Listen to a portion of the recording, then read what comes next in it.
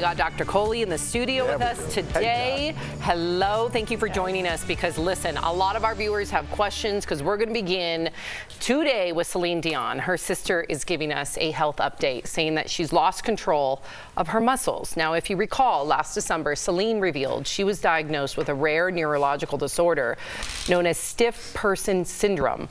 Celine was last seen in public about a month ago meeting the Montreal Canadiens head coach with her two sons. So again, to help us understand what exactly this means, we've got our very own Dr. Kohli joining us. Thank you again for being here. Yeah, obviously this is very tragic news. A lot of us are disappointed as fans and sad for her. So what does it mean that she's lost control of her muscles? Stiff person syndrome is a terrible diagnosis. I mean, thankfully, it's very rare, 1 in a million, essentially. And what it does is it puts your muscles kind of stuck in the on position. So if you think about your muscle, it's soft, right? When you contract it, it gets hard or stiff. So it's basically like a contraction or a spasm of the muscle because the regulation of the muscle sort of goes away. So it starts kind of in the middle ages, 40s to 60s. Women get it more than men.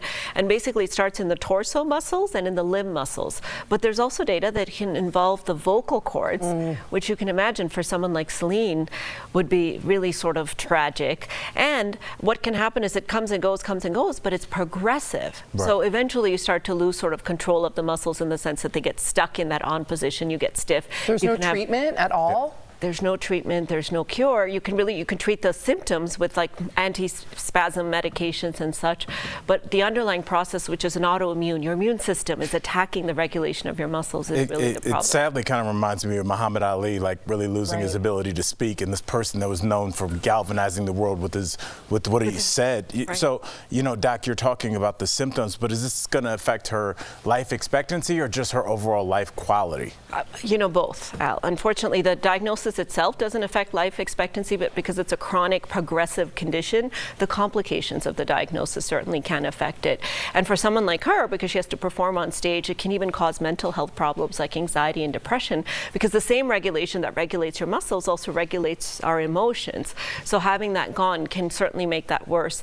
And these muscle spasms can get triggered by loud noises, such as during a concert, any kind of emotional distress or trauma. So I don't know where in the course of her illness she is, but I'm concerned, and I love Celine. I grew up listening to Celine, and so to me it's just such a tragic thing, and I do hope that we can work to find at least some treatment to slow down the progression of her condition. Wow, that sounds terrible. Is it kind of like a cramp? That's what I'm picturing. Is it painful? It's a very painful spasm, so painful, Jeff, that you can actually fall over.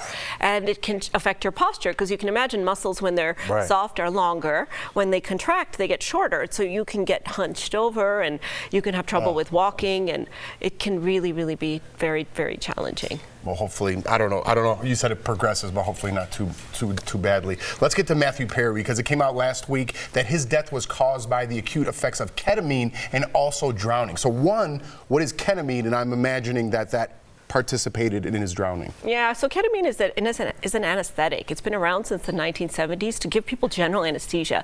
We use it in the battlefields. Ambulances all have it. You know, if somebody needs to have a breathing tube put in or something, it basically puts you to sleep, but it allows your heart and your breathing to sort of continue.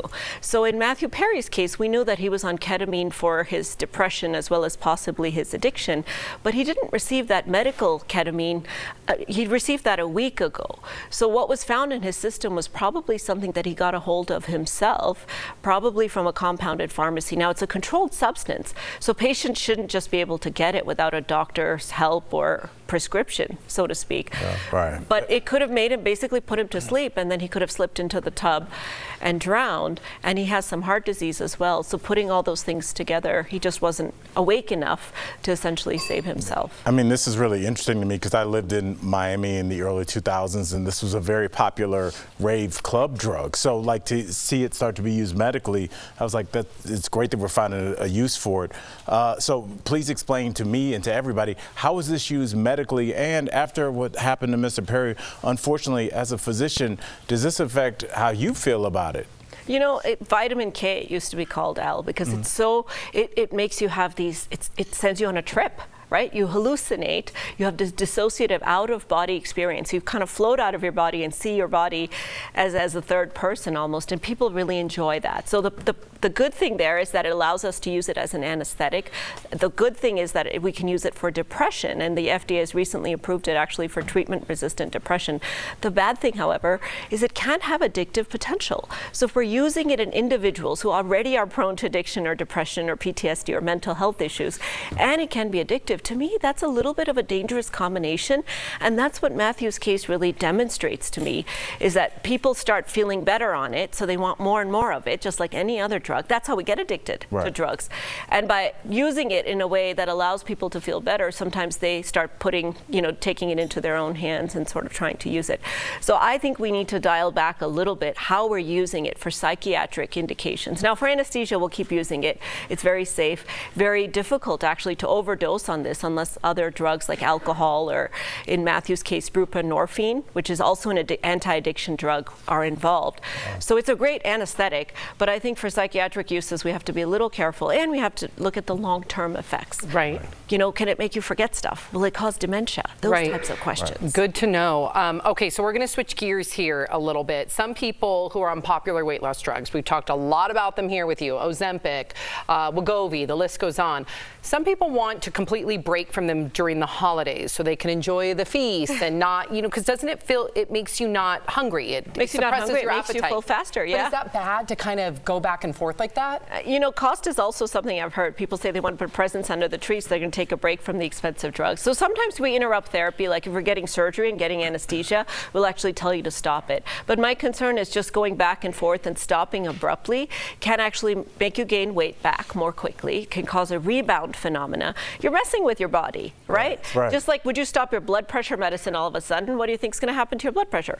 It's going to shoot way up, right? And then on top of that, when you restart it, you're more likely to have significantly more side effects because you usually dial up the dose, but if you stop, it flushes out of your system, and then you start back at the dose you were on. You're going to jerk your body around. Consult with your doctor. That's Just don't think that you can handle it on your own, right? Yeah. Okay, so DBL Nation, go and follow Dr. Kohli on social media at Pyle Kohli MD. Also, be sure to subscribe to her YouTube page for all the latest science news and headlines. Thank you again, Doc, Dr. thank Kohli. you We so much. appreciate you.